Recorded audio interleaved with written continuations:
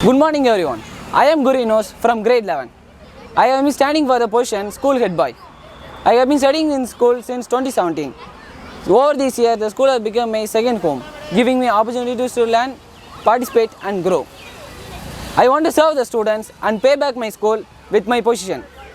I have achieved black belt in karate, which gives me discipline, teamwork and leadership qualities which are essential for an head boy. My symbol is tree. Tree is not just a symbol, it supports and helps everything around it to grow. In this way, I like to listen to the students' ideas and help them to develop in many ways.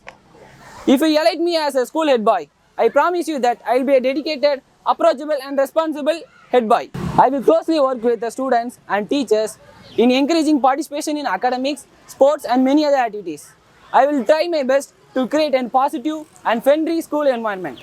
So I humbly ask every boys and girls to vote for me for the school head boy position. Thank you.